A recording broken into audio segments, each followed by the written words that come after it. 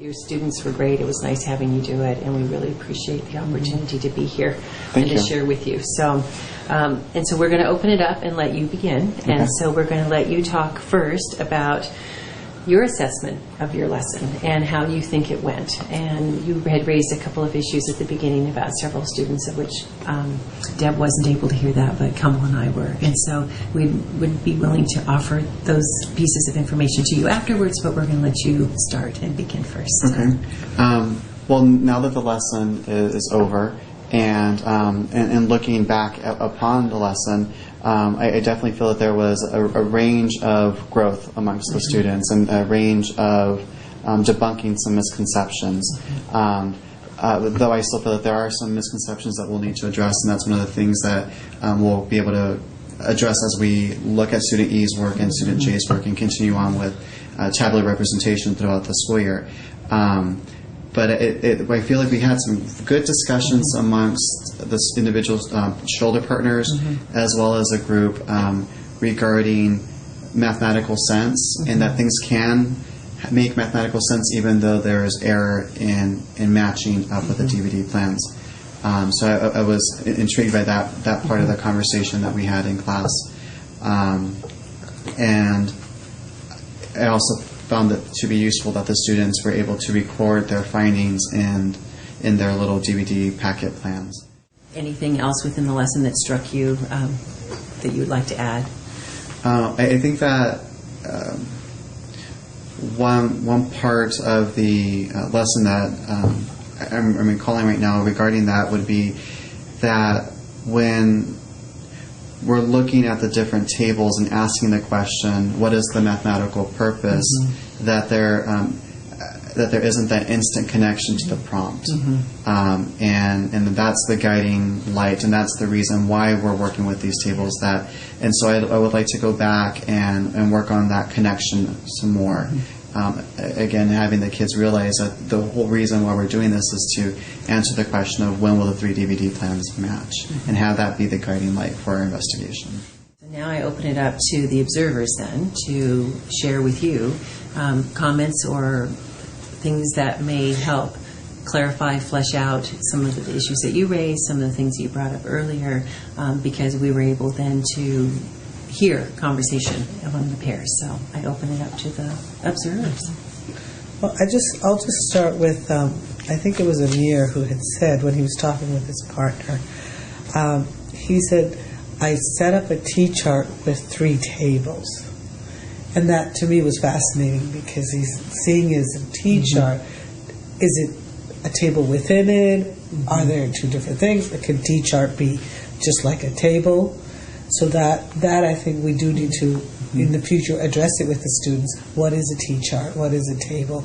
Can the T-chart do the same thing as a table? Are they different or are they the same? I also just thought about, I recalled the part about zero and the conversation around zero, and I feel that that's definitely something that I would like to explore further with the class in more depth and to a greater level of understanding about the role of zero, the value of zero, and what we can learn by including zero in our table, even if it is a little more challenging. I know that a student raised the idea of just scratching it out so that we don't have to worry about it. And one did, yes. And so I would like to continue that conversation as well. Because I think, just piggybacking on that, one of the students had said 0 should be a 13. They think right away you're paying the 12 plus the 1. Exactly. And they're not making a connection between, you're not renting any videos, so you're just paying the fee just to be a member. Yes. And whether you rent it or anything, you still owe that $12. And that needs to be cleared up.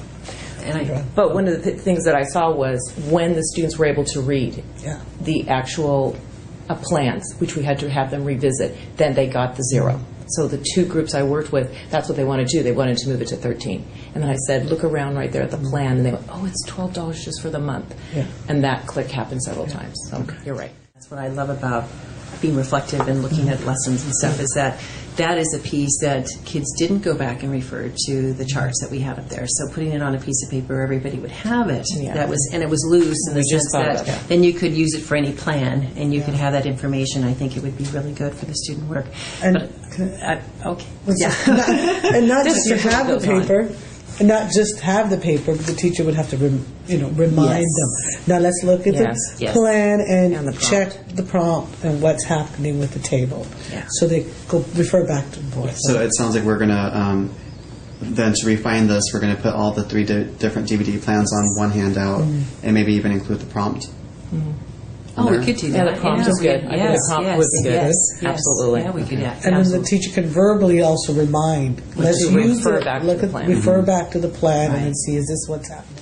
I'd like to just go back to the 0 for a moment.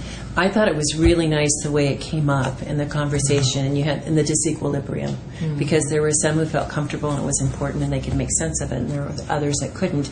And we knew that that was an issue, which is why we chose this as the second student work, because we know in the one you didn't get to, student E, 0 is in there as well, and that one happens to be the correct table, but then we were going to pose the questions for the comparisons, similarities and differences between the 3, and move not only to the prompt of when are they costing the same amount of money at how many rentals, but then moving to those prompts of, well, so when is Move It Best or a better deal?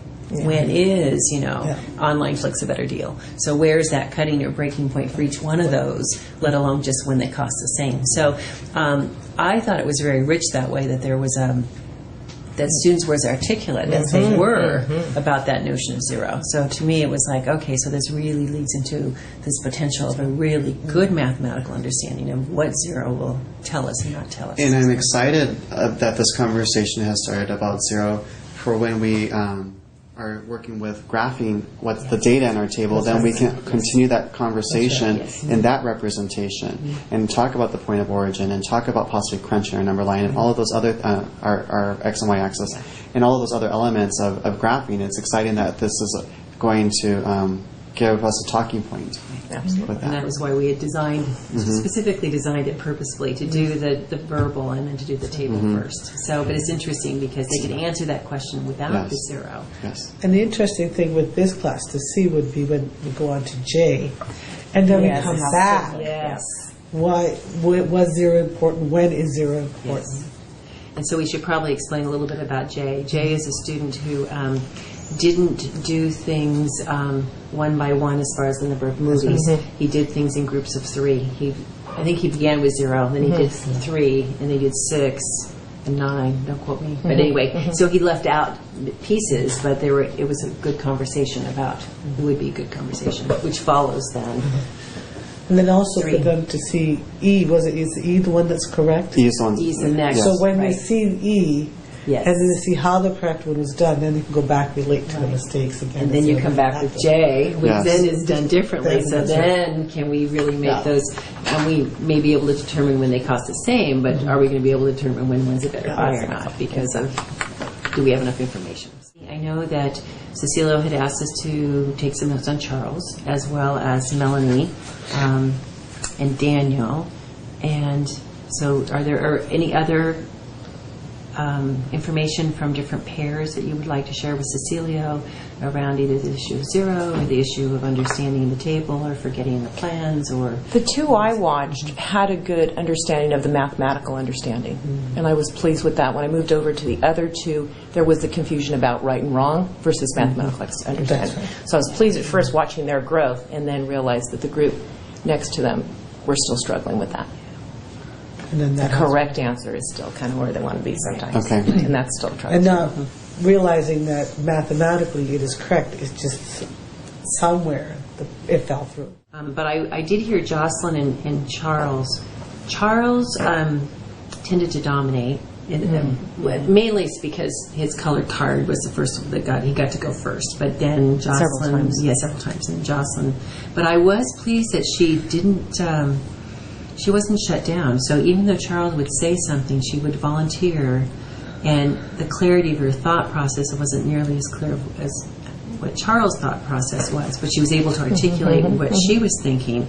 So I think that it's a good pairing in that sense. I don't think she loses sight of herself and what she's trying to figure out, even though I don't think it's... she's a little bit shakier, obviously. She was. Shakier, but she had such confidence, even though she got lost in her trying to analyze what she was trying to say and trying to talk it out. I was actually pleased with how well she still continued. And she got off a little bit, but then you do a great job in pulling them back in, saying, do you need some help?